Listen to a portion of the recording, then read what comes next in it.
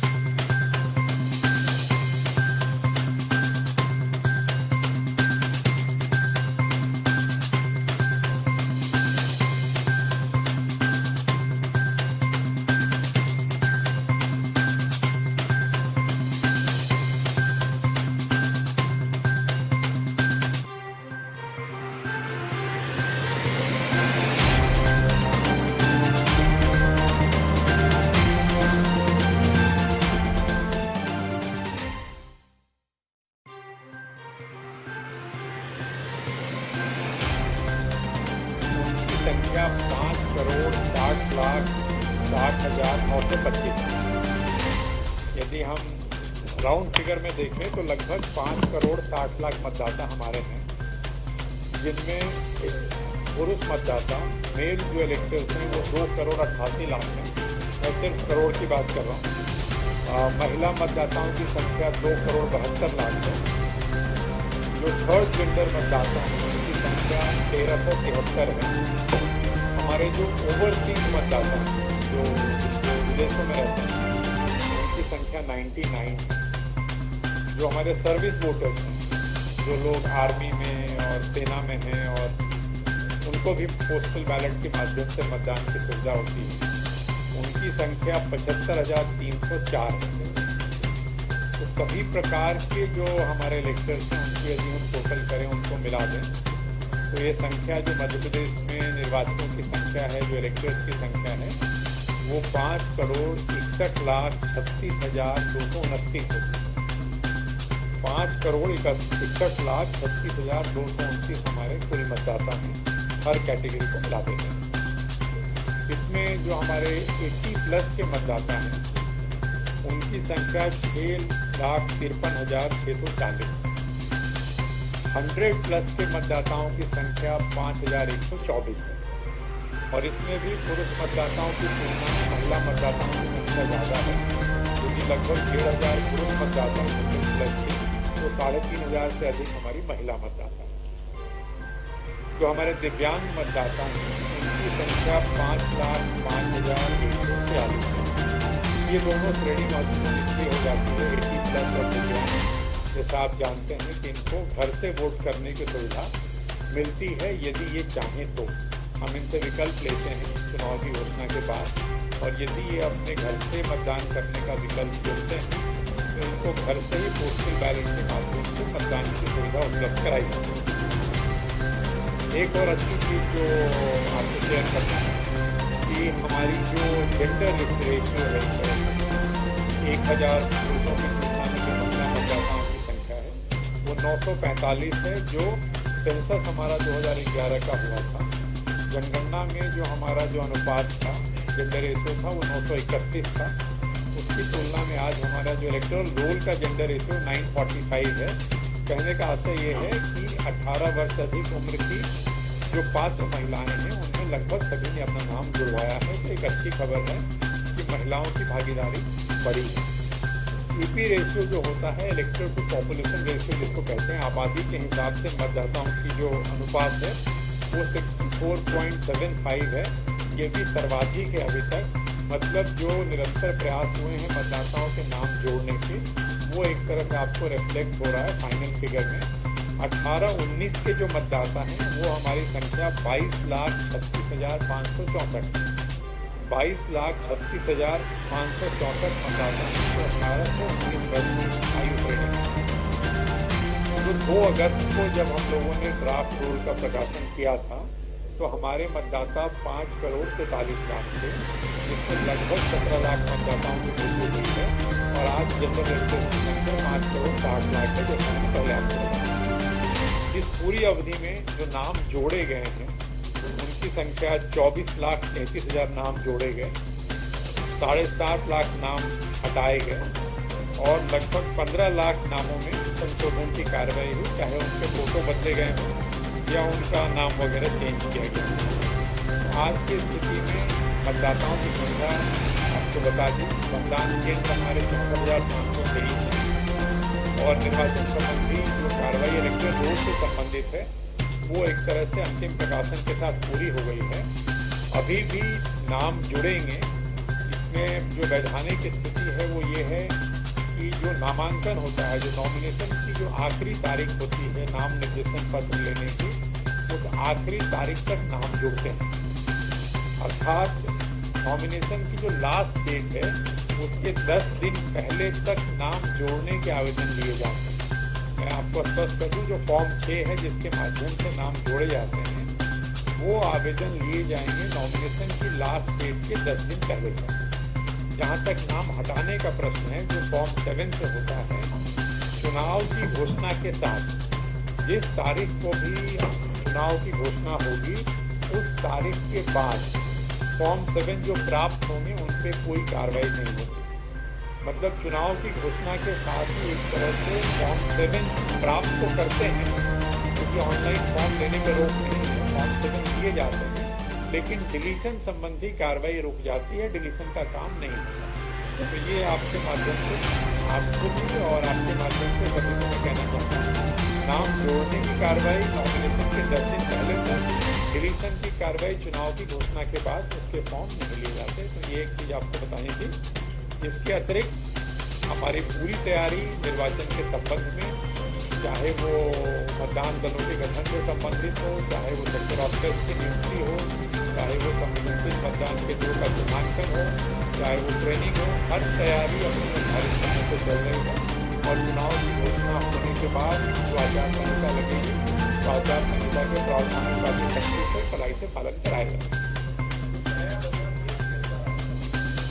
इस चीज में नहीं, मतदान केंद्र हम लोगों ने 1500 से अधिक जहां मतदाता थे उसको ध्यान में रख के 184 नए मतदान केंद्र उसमें बनाए गए। 2 किलोमीटर से जो अधिक दूरी वाले मतदान केंद्र थे उसमें 362 नए मतदान केंद्र बनाए गए हैं। अर्थात मतदाता को ज़्यादा नहीं चलना पड़ेगा, उसको 2 किलोमीटर से कम चलना पड़ेगा। तो मतदाता की सुविधा का विशेष ध्यान रखना चाहिए।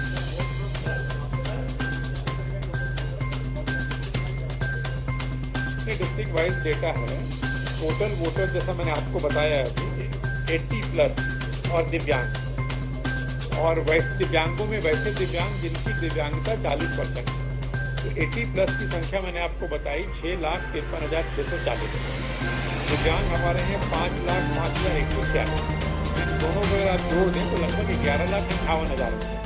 तो इन 11,58,000 लोगों को हम फॉर्म 12D देते हैं और उनमें से जितने लोग उस विकल्प का चयन करते हैं कि वो घर से मतदान करना चाहेंगे उनको फिर पोस्टल बैलेट से पूरा हो सकता है। ये यहाँ से नहीं होता है।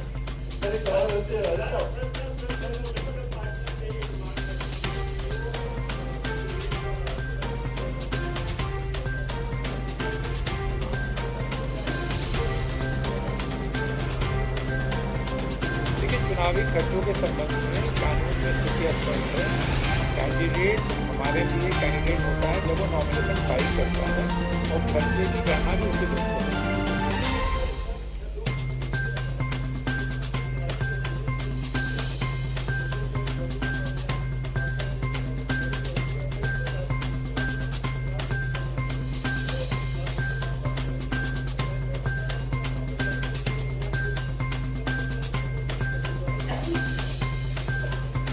आज की स्थिति में रिमोट वोटिंग की कोई सुविधा नहीं है।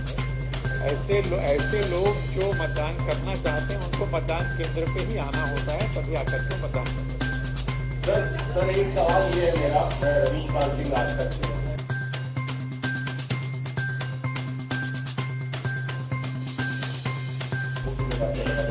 आप मुझे क्या आश्वासन देना चाहते हैं?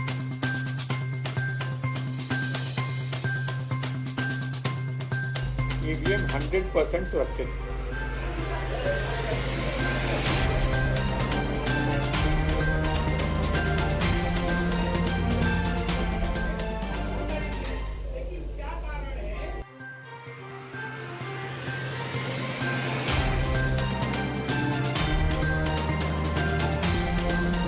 सी विजिल ऐप के माध्यम से जो नागरिक हैं उनके लिए ऐप है, वो शिकायत कर सकते हैं और प्राप्त शिकायतों का 100 मिनट में उसका रिस्पॉन्स देते हैं। कोई भी मतदाता कहीं भी उसको लगता है कि आचार संहिता का उल्लंघन हो रहा है, तो इस ऐप के माध्यम से अपनी पहचान वो चाहे तो उजागर करे, चाहे तो न उजागर करे, वो मैसेज के माध्यम से, वीडियोज़ के माध्यम से वो शिकायत कर सकते हैं। और पिछले विधानसभा चुनाव में और लोकसभा चुनाव में काफ़ी लोगों ने इसका उपयोग किया है। इसलिए जनता इसका उपयोग कर रही है, मुझे उम्मीद है इसका और प्रचार करेंगे, इस बार और ज़्यादा उपयोग होगा। सर एक पॉलिटिकल पार्टी को मांग की थी कि जो कैंडिडेट चुनने तो हुए नहीं है, लेकिन वो बड़ी सभाएं और प्रचार उन्होंने शुरू किया है, तो उसके खर्चे के लिए मांग की गई थी कि अधिक से उनका खर्चा किया जाए। इसका उत्तर मैंने दिया, अभी पूछा था आपके साथी ने पीछे से। इसका उत्तर यही मैंने भी बताया उनको कि कैंडिडेट हमारे लिए कैंडिडेट तब होता है जब वो नामांकन पत्र दाखिल करता है। तो लास्ट डेट ऑफ विड्रॉल के बाद वो कंटेस्टिंग कैंडिडेट की स्थिति में आता है और खर्चे का हिसाब भी उसका उसी दिन रखा जाता है।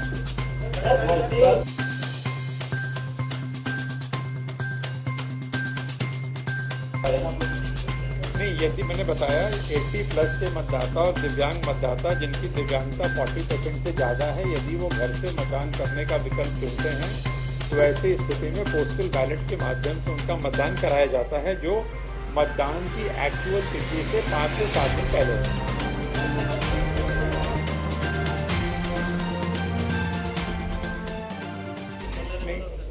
सेंसिटिव बूथ हमारे पिछली बार 17,070 थे और उनकी संख्या इस बार भी अभी ये फाइनल नहीं हुआ है, क्योंकि सेंसिटिविटी चेंज हो, डायनामिक कॉन्सेप्ट है, कई बार कैंडिडेट के नॉमिनेशन के हिसाब से भी बदलती हैं। अभी भी इनकी संख्या लगभग उतनी है, पिछली बार जैसी है। देखिए, फर्स्ट टाइम वोटर अगर आप 18-19 पूछेंगे तो मैंने बताया 22,36,564। लेकिन अगर आप इसकी गणना वैसे करोगे कि साहब 18 के बाद, तो जो 2018 में 18 साल का हुआ तो आपको 23 साल तक लोगों को लेना पड़ेगा। हमें पता नहीं कि कितने लोगों ने बाई इलेक्शन में वोट किया, कितने ने पंचायत में वोट किया, कितने ने नगर पालिका में वोट किया। आज की स्थिति में 18 से 19 की एज ग्रुप में जो वोटर्स हैं वो 22,36,564।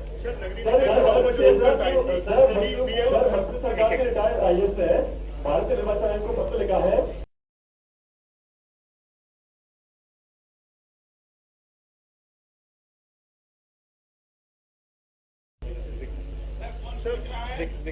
दिख नहीं रहा।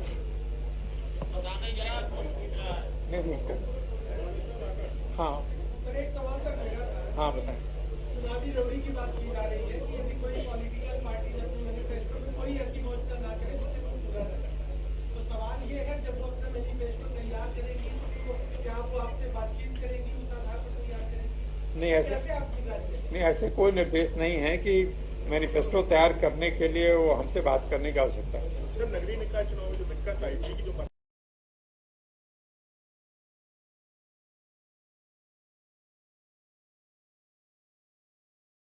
एक बार फिर से पूछ लो। सर, नगरीय निकाय चुनाव में दिक्कत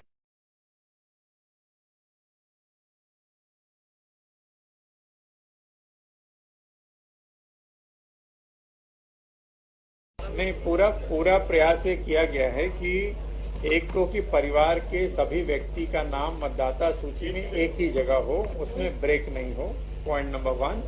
point number 2, voter helpline app, आपका जो हमारी जो वेबसाइट है, इन सब के माध्यम से मतदाता वोटर स्लिप तो बाद में आएगा, बट ऐप के माध्यम से, वेबसाइट के माध्यम से मतदाता को चाहे खुद भी अपना नाम ढूंढ सकते हैं और देख सकते हैं उनका मतदान केंद्र कहाँ है।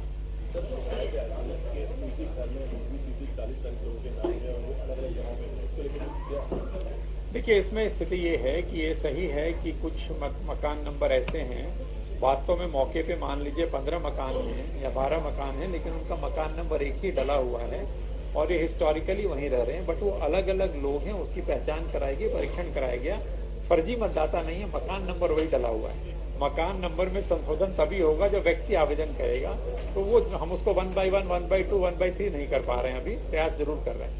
सोशल मीडिया में भड़काऊ पोस्ट करने वाले और जो प्रलोभन देने वाले पोस्ट हैं, ऐसे मामलों में क्या कार्रवाई करेंगे?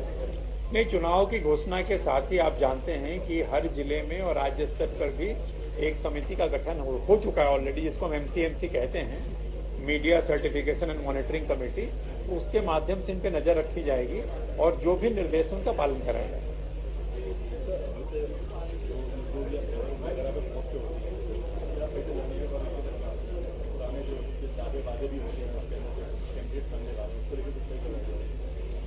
सोशल मीडिया को लेकर के जो भी गाइडलाइंस हैं उनका पालन कराया जाएगा उस समिति के माध्यम से।